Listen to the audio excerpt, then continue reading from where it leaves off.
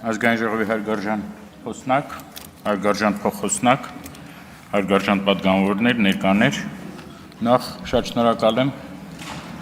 հարցերի եւ ելույթների համար, հատկապես ելույթները կօգնեն մեզ ճիշտ կողմնորոշվել, մեր գործերում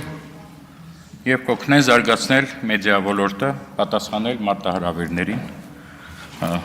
Իսկ եթե լուրջ, ես ճիշտն ասած ավելի կոնկրետ քննարկում էի սպասում, որովհետև այն խնդիրները,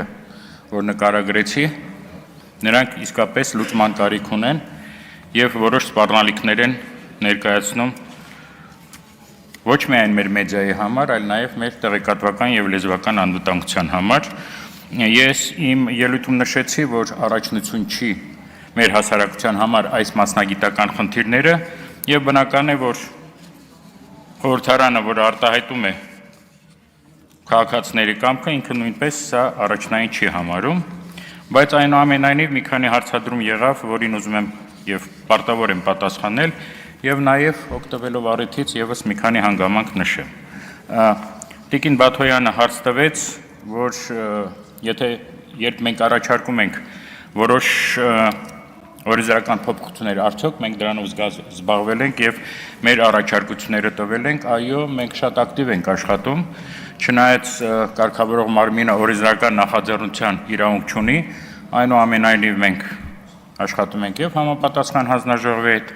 եւ բարձր տեխնոլոգիական արդյունաբերության նախարարության հետ տալիս ենք մեր կարծիքները, մեր նախագծերը, շատ ժամանակ ցավոք ուշադրության չեն արժանանում, շատ ժամանակ մեզ նույնիսկ քննարկումների չեն հրավիրում, բայց մասնագիտական կարծիքի անտեսումը հաճախ բերում է ոչ կատարյալ փոփոխությունների,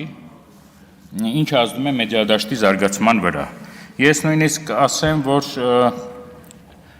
երկու անգամ կառավարության հանձնարարական է եղել փոփոխությունների առումով եւ վերջի հանձնարարականի, երկրորդ հանձնարարականի ավարտը 2023 թվականի մայիսն էր, անցել է 2 տարի, դրա վրա ազդում են ցավոք նաեւ բարձր տեխնոլոգիական արդյունաբերության նախարարությունում հաճախակի կադրային փոփոխությունները, այս 5 տարվա մեջ մենք 5 նախարար տեսանք,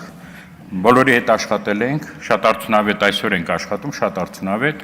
հույսով եմ, որ երկար էլ փոփոխություններ չլինի եւ մենք ինչ որ բաներ միջև վերջ կհասցնենք, Տիկին Բաթոյան։ Միանգամից պարոն Սիմոնյանի հարցին պատասխանեմ, այո, ոչ միայն 100 տարվա մենությունը, 5-րդ տարիքը ցույց է տալիս բավականին թարմ եւ հետաքրքիր ֆիլմեր, ցուցադրում է դուբլաժով, ինչը շատ կարեւոր է, հա, եւ մենք գնահատում ենք այդ աշխատանքը։ Դեռ 2 տարի առաջ մենք վերից վար ստուգեցինք բոլոր պայմանագրերը, 5-րդ տարիքը պատշաճ գնորդ է եւ որևէ բան չենք կարող անենք։ Իհարկե մենք տեսնում ենք մեջը խնդիր եւ տեսնում էինք, որ այդ սերիալները հատկապես բավականին էժան գնով են գնվում եւ 2 տարի առաջ բոլոր թղթերը բնական է մեզ մոտ կան, մենք պաշտոնապես դիմեցինք Netflix-ին, որտեղ մեծամասամբ ֆիլմերը Netflix-ի են, մենք ստացանք պատասխանը Netflix-ից մոտ 4 ամիս հետո, եթե չեմ սխալվում, եւ պատասխանը այնպեսին էր, որ մոտավորապես բանն եմ ասում, հա, փիլիսոփայությունը դրա կոնցեպտը, որ մենք չգիտենք, մեզ դա չի հետաքրում ընդհանրապես, հա, ինչ ուզում եք արեք։ Բայց պայմանագրերը, որոնք կնքված են, հա, մի ընկերության հետ, որի նաեւ ղեկավարի հետ հանդիպել եմ, խոսացել եմ, որևէ հիմք մեզ չեն տալիս, որպեսզի դա մենք համարենք անօրինական կոնտենտ, եւ այդպիսիք շատ են մեր հեռուստաընկերություններում, որոնք իսկապես պայմանագիր են կնքում եւ ինչ որ բովանդակություն են գնում եւ նույնիսկ երկու միջազգային խոշոր կազմակերպություններ, ես դրա մասին կարծես ասել եմ, 2 տարի առաջ պաշտոնապես նամակ գրեցին եւ շնորհակալություն հայտնեցին ՀՌՀ-ին այդ գործում անզիջուն պայքարի համար։ Ես ամենայն պատասխանությամբ կարող եմ ասել, որ մինչև 2019 թվականը մինչև 80% բովանդակության անօրինական էր։ Օրինակ մի հեռուստաընկերություն կար, որ այսօր չկա, որը 5 տարվա ընթացքում որևէ հեղինակային իրավունքի, թույլտվություն չէր գնել։ Հիմա այդպիսի դեպքեր գրեթե չկան, եթե ելնում են մենք դրա համար պատժում ենք, այսինքն այստեղ անելիք չունենք, բայց մյուս կողմից էլ տեսեք, այդ նորագույն ֆիլմերը մենք նույնիսկ ողջունում ենք նրանց մուտքը շուկա, որովհետև այդ որակյալ բովանդակության համար Հայաստանը ավելի քիչ գումար է վճարում, քան կարող էր վճարել, այսինքն դրա մեջ մենք որևէ բացասական բան չենք տեսում։ Սա երկրորդը եւ երրորդը տիկին Լիլիթ Գալստյանին ափսոս չկա, չեմ սիրում բացակայության ժամանակ խոսել, բայց մի քիչ պիտի այս անգամ անկեղծ լինեմ, որտեվ նույն մեղադրանքները կրկնեց, ինչը նախորդ տարի տիկին Գալստյանը միայն խնայեց ինձ չխոսած իմ ժամանակին կալանավորված լինելու համար, ինչի համար շատ շնորհակալ եմ,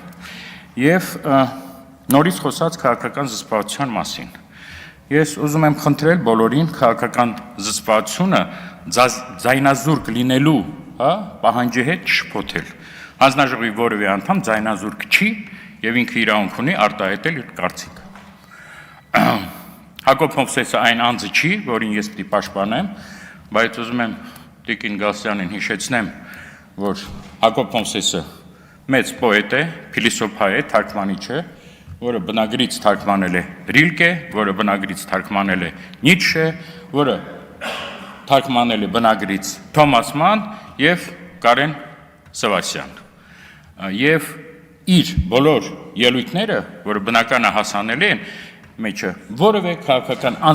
անզսպվածության էլեմենտ չկա։ Ես ուզում եմ նաև հիշեցնել, որ 3 կամ 4 տարի առաջ հանձնաժողովի այլ անդամներ իշխանության հասցեին լուտանքներ էին թափում, մահապատժի կոչեր էին անում, նրանք այսօր արդեն չկան հանձնաժողովում եւ տիկին Լիլիթ Գալստյանը դա չէր տեսնում։ Սա ինձ թվում է ազնիվ չի։ Նույնը իմ մասով ես իմ ելույթների յուրաքանչյուր բառի տակ ստորագրում եմ եւ կարող եմ նրանք կրկնել։ Երբ որ տիկին Գալստյանը ասում է, որ ես անհարգալից եմ վերաբերում եկեղեցուն եւ եկեղեցական առաջնորդներին, նա սուտ է ասում։ Այն ինչ ես ասել եմ Սրբազան առաջնորդի հասցեին, ես շատ մեղմ եմ ասել քաղաքական զսպվածությանը պահպանելով, որտեվ կրոնական սքեմ հագնող անձը ինքը վիրավորել էր ԱԳՆ բոլոր աշխատակիցներին, այդ թվում նաեւ իմ դուստրիկին անվանելով իրանց թուրքական գործակալ եւ կոչ էր արել իրենց բոլոր տվյալները հրապարակել եւ իմ աղջկա սպորտրեն հայտնվել էր մի քանի վայրերում Հայաստանի, որը աններելի արարք է եւ տիկին Գալստյանը դա չի նկատել։ Ես ուզում եմ կոչ անել բոլորս լինենք երկակի ստանդարտներով չարարժանորդվել եւ էլի կարեւոր մի բան։ Տեսեք, մենք կարևորում ենք, ես դրա համար ասեցի, որ մենք շատ ենք ուզում, որպեսզի մեր հեղինակությունը բարձրանա մեր կարգավորող մարմնի, որտեղ նա եւ դրա համար ժամանակ է պահանջում։ Տիկին Գալստյանը ամեն ինչ անում է, որ այդ հեղինակությունը մնա ցածր մակարդակի։ Ինչու ես չեմ հասկանում։ Լինելով համապատասխան մեր հանձնաժողովի անդամ, գեթ մենք անգամ չի եղել հանձնաժողովում։ Չի ծանոթացնել մեր աշխատանքներին, չի փորձել օգնել, մենք բազմաթիվ դժվարություններ ունենք եւ այսօր խոսում է ելի մեր կողմնակալ լինելու մասին։ Նախորդ եւ երկու վերջին զեկույցներում, մեր հաղորդումներում մենք խնդրել ենք բոլորին, ովքեր կասկածում են մեր որոշումների մեջ, հատկապես լիցենզիա տրամադրելու, գալ եւ ծանոթանալ բոլոր փաստաթղթերի հետ, նրանք բաց են։ Հարյուրավոր, էջեր փաստաթղթեր են, որևէ անգամ չի եկել եւ հիմա խոսում է, որ մենք անօրինական զրկում ենք լիցենզիայից որոշ հեռուստաընկերություններ։ Եվ խոսում է այն հեռուստաընկերությունի մասին, իմիջիայլոց, որի ղեկավարությունը նշանակվում եւ հանվում է այդ կուսակցության գերագույն մարմնի կողմից, ինչ օրենքով արգելված է։ Կուսակցությունները իրավունք ունեն հեռուստաընկերություններ ունենալ, նույնպես այդ բանը Լիլիթ Գալստյանը չի տեսնում։ Ինչու եմ ես այսքան սրա վրա կանգ առնում, որտեղ դա անարդար է։ Մեր ինստիտուցիոնալ կառույցները, սահմանադրական անկախ մարմինները պետք է կայանան, նրանք կարևորագույն այս լանդշաֆտն են մեր մեդիա համակարգի, ինչը համառորեն տիկին Գալստյանը չի ուզում տեսնել եւ դրան խոչընդոտում է։ Սա երկու կարևոր հանգամանք։ Տեսեք,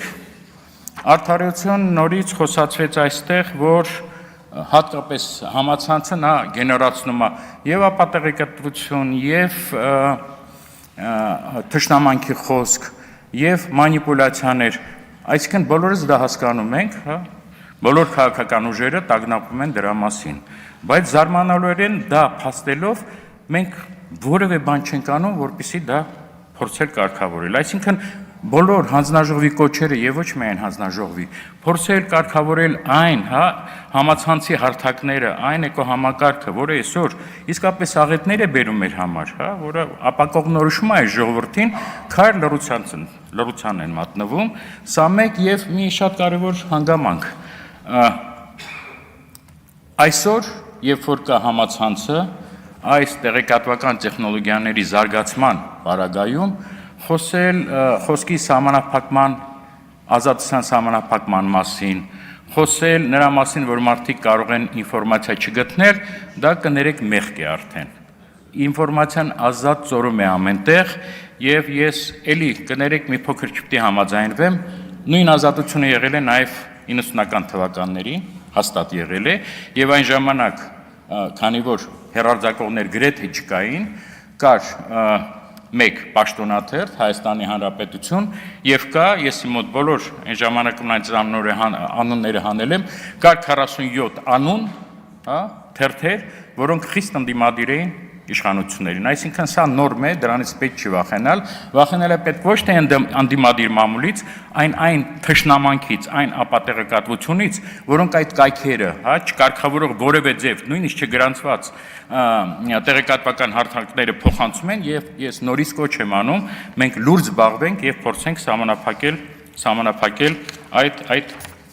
այլ բառ չեմ գտնում հայտարարությունը։ Եվ մեկ եւս հավաստիացում, մենք իսկապես համոզված ենք, որ մեր հանձնաժողովը, այսպիսի հանձնաժողովի ունակ է կատարել շատ ավելի բարդ գործառույթներ։ Նորից պետք է կրկնեմ եւ հետխորհրդային հանրապետություններում եւ ամբողջ Եվրոպայում եւ գրեթե բոլոր աշխարհում որևէ այդպիսի հանձնաժողով կարգավորման մարմին չի մնացել, որը ունի այսպիսի սահմանափակ լիազորություններ, ինչը նորից եմ կրկնում, ազդում է այս մեր լրատվական դաշտի վրա, եւս մեկ անգամ շնորհակալություն, որ լսեցիք, ձեզ բարի աշխատանք։